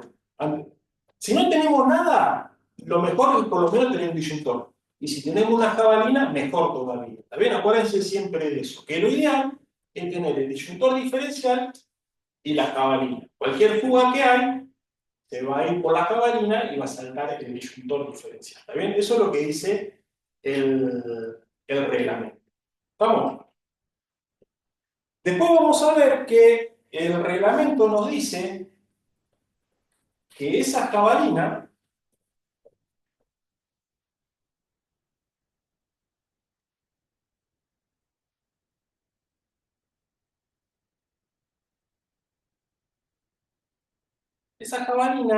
no tiene que ofrecer una resistencia mayor a 40 ohms. Eso por reglamento. O sea, cuando los electrones, pongamos, yo tengo conectado acá el cable que viene a la jabalina. ¿Se acuerdan que este cable dijimos que era recomendado hacerlo de 6 milímetros, el cable que va a la jabalina? Si yo tengo una fuga de corriente, que los electrones vienen a parar acá, la resistencia que tiene que ofrecer la jabalina al pasaje de esos electrones de fuga no tiene que ser mayor a 40 ohms, según el reglamento.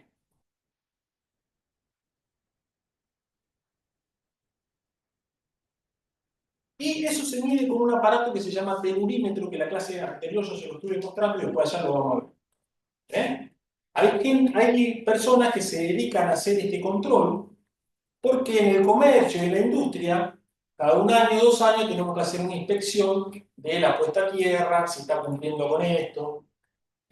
Si yo hago una medición de la jabalina y me da arriba de 40 ohms, bueno, yo lo tengo que corregir. Muchas veces se corrige agregando otra jabalina en paralelo para bajar la resistencia. ¿Está bien? Eso después lo podemos charlar allá cuando estemos con el deducimiento. Después hay una forma casera de poder medir la resistencia, que no es oficial, pero capaz que nos puede servir a nosotros, si nosotros tenemos una jabalina en nuestra casa, con esa forma casera de medir la jabalina podemos saber dónde estamos parados. Esa medición casera se hace con la pinza amperométrica. Con la pinza amperométrica yo también puedo hacerlo con el tester. Voy a hacer una medición de la puesta a tierra de mi casa para ver cómo estoy con respecto a este valor. Lo primero que le voy a decir es que este valor tiene una tolerancia muy grande. Una tolerancia muy grande. Si nosotros tuviéramos una resistencia de 60 ohm, 80 ohm, igual estaríamos cubiertos. En este aspecto, el reglamento me da una tolerancia bastante importante, pero bueno, pero el protocolo dice que tenemos que tener esta medida. ¿Está bien? Después, ustedes van a ver que las provincias de Argentina, todas las provincias de Argentina adhieren al reglamento de la ESA, ¿no? Pero cada provincia tiene su reglamento en particular, porque cada provincia tiene sus particularidades. Por ejemplo, en la parte de Cuesta Tierra, una provincia como Córdoba, Mendoza, Jujuy, que por ahí tiene el terreno más árido, tenemos piedra, entonces se hace difícil llegar a este valor. Entonces hay provincias donde se permite llegar a 200 ohms. ¿Eh? Por ejemplo, acá en Buenos Aires, la tierra que nosotros tenemos en Buenos Aires es muy buena conductora porque es bastante húmeda. Entonces nosotros en Buenos Aires a este valor llegamos bastante fácil. Generalmente cuando nosotros ponemos una jabalina en casa, a este valor se llega fácil porque la tierra que tenemos nosotros es bastante húmeda. Pero cada provincia tiene su particularidad, por eso le vuelvo a repetir, hay algunas provincias que está permitido que este valor sea de 200 ohms. Y si nosotros no llegamos a ese valor, se hace como una jaula, o pata de ganso se llama, que se conectan en paralelo a la jabalina para bajar este valor. ¿Eh? Entonces, cuando estemos ya en la práctica, les voy a mostrar por ahí cómo podemos hacer para medir en forma casera con la pinza amperométrica si alguien tiene una jabalina para ver en qué valor está. ¿Está bien? ¿Estamos? Más allá que vamos a presentar el telurímetro, ¿eh? Lo van a volver a ver de vuelta. ¿Está bien? Bueno. Vamos a borrar acá.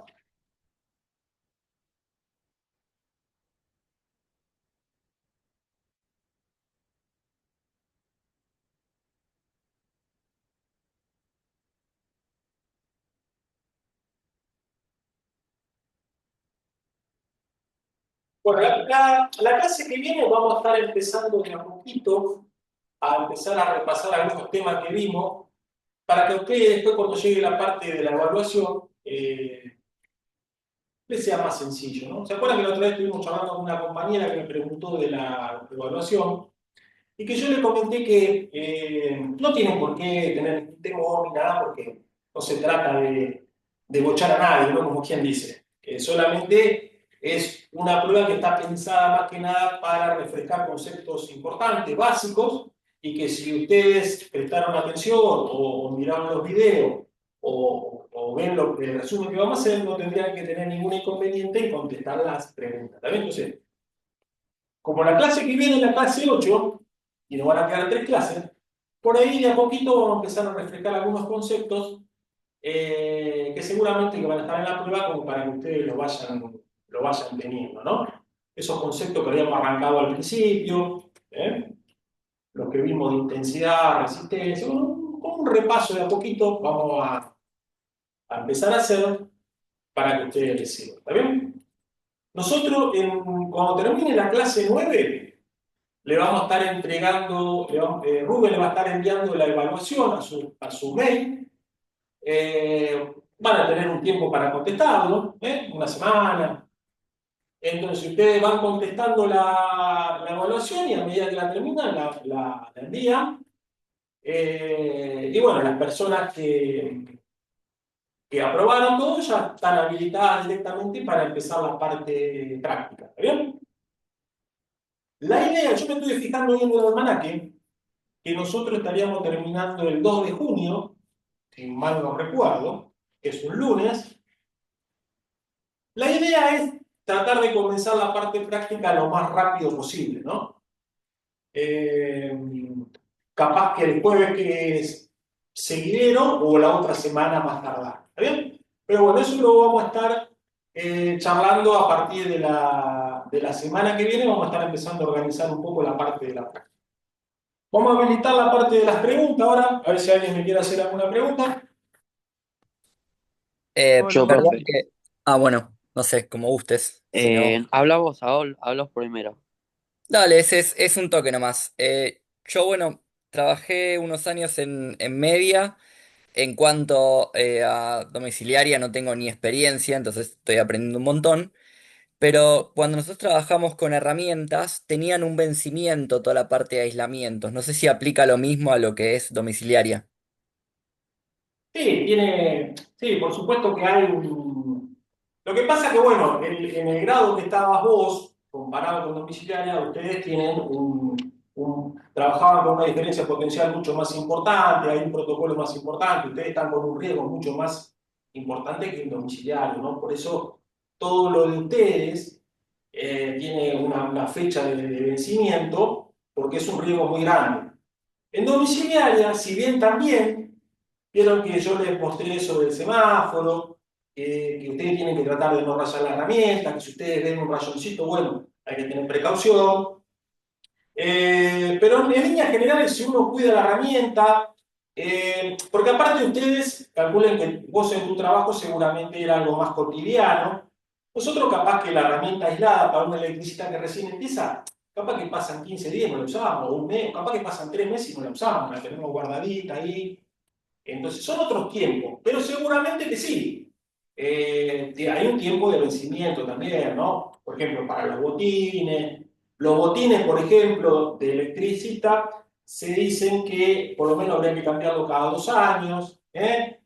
Los guantes también habría que cambiarlo. Entonces, eso, por supuesto que hay un límite del tiempo, pero diferente al que estaba acostumbrado vos. ¿Está bien? Gracias. No, de nada. Le hago una consulta, profesor, acerca de lo trifásico. Sí, Cuando uno no tiene que cargar, se supone todo a una fase, existiendo algo que es trifásico. sí. A mí me llega de la empresa el trifásico y el interior, ¿quién lo hace? ¿El particular para pasar a dos fases, por ejemplo, hacer uso de dos fases? No, si vos tenés una instalación trifásica en tu casa, una alimentación trifásica. Sí, como ejemplo, ¿no? No sé qué tengo, pero por ejemplo, somos 7 departamentos y se supone que todos estamos en una fase, pero que entran dos fases. No, en realidad, cuando hay una alimentación trifásica, por ejemplo, si hay 3 departamentos, seguramente hay una alimentación trifásica. Son tres fases, Sí, son 3 fases que están llegando ahí. Se supone que esas 3 fases tendrían que estar repartidas en forma bastante equitativa para cada uno de los departamentos. Eso sería lo ideal. Después, sí, el electricista es el encargado de realizar toda la instalación, porque cada uno de esos departamentos tiene una instalación monofásica. sí, tal cual. Claro, entonces eso lo hace el electricista, se encarga de... Nosotros, a partir de una trifásica, podemos armar 3 monofásicas. ¿Eh? Vos, Bien. vos con una entrada trifásica podés armar 3 monofásicas. Esas 3 monofásicas que se arman tendrían que estar repartidas, por ejemplo, 3 departamentos tendrían que tener L1, o 2 departamentos, otros 2 departamentos tendrían que tener L2, y los otros departamentos tendrían que tener L3, ¿no? Como para dar un ejemplo. Pero eso se Y encarga, eso se encarga cada propietario, por ejemplo. claro, con el electricista, ¿eh? Sí, sí. Claro, porque cuando hay cortes de luz, por ejemplo, antes cortaba una fase y la otra continuaba, departamentos continuaban con luz. Claro, porque a veces se corta una fase y vos vas a ver que el vecino tiene, porque capaz que Claro, exacto. el vecino está siendo alimentado con otra línea. Claro. ¿Eh? Perfecto. Gracias, profesor. No, de nada. Yo quería Profe, consultar uh, respecto, me toca a mí. Ajá. Respecto a la parte de tierra, Sí, ¿el electricista se encarga de instalar los cables de tierra y la jabalina? ¿Se encarga la sí, empresa o también lo sí, instala el mira, no, no, electricista? no. No, eso se encarga del electricista, de la jabalina. O sea, eso De lo la sabemos nosotros. jabalina, claro, de la jabalina que te corresponde a vos, tu domicilio, ¿no? Sí, Eh, Como otro dato de la jabalina, cuando nosotros tenemos que poner la jabalina en tierra, lo que hay que hacer es clavarla con una masa. ¿Por qué? ¿Por qué no se hace un pozo, se pone la jabalina y se lo tapa? Porque si yo hago un pozo con una pala, pongo la jabalina y tapo, van a quedar partículas de aire. Y el aire es aislante. Entonces, esa jabalina va a ser más difícil que llegue a las 40 horas. En cambio, si yo agarro la jabalina y la clavo, toda la tierra va a quedar abrazadita y la dispersión de electrodo va a ser más fácil. Por eso yo tengo que clavar la jabalina con una masa y no hacer un pozo y taparlo, porque me van a quedar partículas de aire. ¿Bien? Eso se encarga todo el electricista. Vamos a ver en el curso cómo instalar jabalina, pues yo no sé si se acuerda, pero le había dicho que yo acá no tengo tierra. Y ya que voy a tener que hacer la instalación eléctrica nuevo, Sí, me interesaría saber cómo se hace. sí, lo vamos a ver, sí, sí. Sí, acuérdense que nosotros podemos pues, llegar a poner una jabalina en la vereda, está permitido. Las casas que están construidas, las casas que no tienen terreno, que están construidas sobre la vereda, digamos, que no tienen, vos tenés el permiso como para poner una jabalina en la vereda como una capa de inspección, ¿no? Pero entonces todo lo que es de las jabalinas se encarga el electricista, no tengo que llamar a la empresa ni nada. No, no, no, te carga el electricista. Gracias, profe. Consulta. Profe, una consulta. Sí. ¿Me podría repetir cuál es el cálculo para el transformador reductor?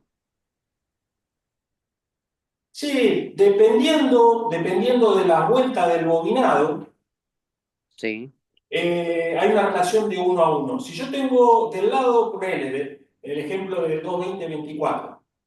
Si yo del lado de 220 tuviera 100 vueltas de bobinita y del otro lado también tuviera 100 vueltas, entonces de los dos lados tendríamos 120 vueltas. Cuando yo reduzco la cantidad de vueltas de la bobina, se reduce también el voltaje del otro lado. Hay una relación de 1 a 1 entre las vueltas de las bobinas. ¿Está bien? muchas gracias, profe. No, no. Profe, quería Sí. hacer una aportación en base a experiencia que he tenido. No sé si es correcta, pero quería ver si también preguntarle. Mm, Me ha pasado con la jabalina que cuando se quiere, digamos, que tenga mejor conductividad, se tira agua con sal o digamos, para que la tierra tenga mejor Eh, conductividad. No sé si es así. sí, sí, sí, es otra posibilidad. Si vos haces una medición con el telurímetro, ¿no? Y suponete que a vos te da 45 o 50, por ahí lo que se puede hacer es agregar unas sales. Hay un producto que se puede agregar que mejora la conducción y cuando vos vas a medir, capaz que te bajó a 30 o 25. Sí, eso está permitido. Está permitido agregar dispositivos o mismo cuando yo instalo la jabalina, ahí se puede regar, se puede agregar ese producto y eso me va a ayudar a la conductividad de la fuga de electrones, ¿no? Muchas gracias. No, no. Una consulta, profesor. Sí. Eh, ¿Cómo me di cuenta si compro una casa, un PH, pongamos, y no tengo información? ¿Cómo sé si tiene jabalina o no? Bueno, lo primero que tendrías que ver es a ver si el cable de tierra está presente, por ejemplo, en el toma corriente, en las luces. Si vos ves que en esa instalación que vos compraste solamente está fácil neutro, bueno, quiere decir que jabalina no hay, ¿no? Como primera observación. Si vos observás que en esa casa, cuando vos sacás una tapa de un toma, llegan tres cables, que la tierra está, si vos ves que la tierra está en todos lados, solamente con mirar, ¿no? Entonces vos decís, bueno, está la posibilidad que esté la jabalina. Entonces, una de la forma más rápida es, vos agarrás el tester, lo ponés para medir voltaje, y vos ponés el tester en fase y ponés el tester en una punta en fase y una punta en tierra. Si a vos te da una diferencia de potencial, 218, 220, quiere decir que la jabalina está. Si a vos no te da nada, quiere decir que la jabalina no está. ¿Eh? Como una primera medida.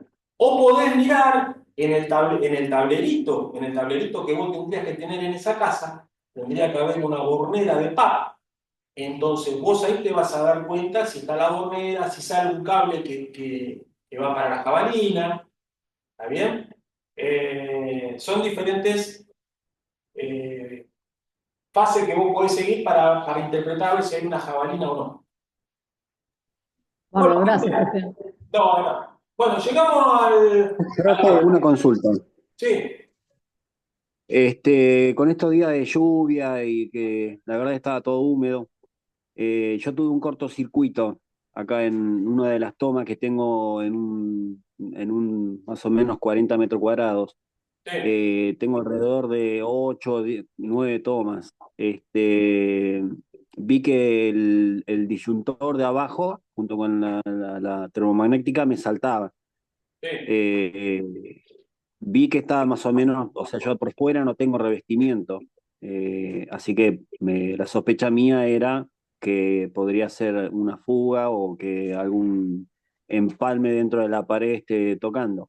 Yo lo que hice fue una instalación provisoria, saqué la térmica de mi casa, o sea que lo único que tengo es la térmica de abajo del medidor y el disyuntor del medidor, y quería ver si estaba bien mi observación o el diagnóstico que quiero hacer es agarrar toma por toma para ver si cuál es la toma que está mal, y si no me llega a pasar, o sea, todas las tomas me siguen saltando, sacar los cables y nada, y ver si hay algún empalme que esté por dentro. ¿Está bien mi diagnóstico? Sí, lo que pasó con este tema de la inundación, esta lluvia grande, que hubo un gran problema de fuga, la gente que tenía disyuntor, hubo mucho problema de fuga porque el agua es conductora y cuando el agua se mete adentro de un toma o en la pared, eso produce una fuga seguramente. Eso puede ser un causal de lo que te pasó a vos. Y Ah, con yo respecto, sí, con vi que respecto desde abajo me a... viene tensión. ¿Eh? Yo vi que desde abajo me viene tensión, pero cuando conecto a la termo mía y al disyuntor mío, no, es como que está acá dentro el problema. Sé que de afuera no es el problema. Así No, sí, que nada, sí, seguro que el problema lo tenés vos ahí adentro. Eh, claro. sí, puede ser. Si salta el disyuntor solo es una fuga. Ahora, si salta también la térmica, o sea, habría que tener cuidado porque capaz que estamos en presencia así de un corto o de algo que vos estás diciendo, como decís vos, que capaz que había un cable que está medio tocando ahí la instalación o está haciendo un corto. Entonces, vos tendrías que revisar tramo por tramo, como decís vos, y hasta encontrar la situación. ¿Está bien? Perfecto, perfecto, está bien entonces. Gracias, profe. Listo, bueno, gente, un saludo grande, un gusto estar con ustedes, así que espero que sigan muy bien y nos estamos viendo el lunes. ¿Eh? Buen fin de. Gracias, Gracias, profe. profe.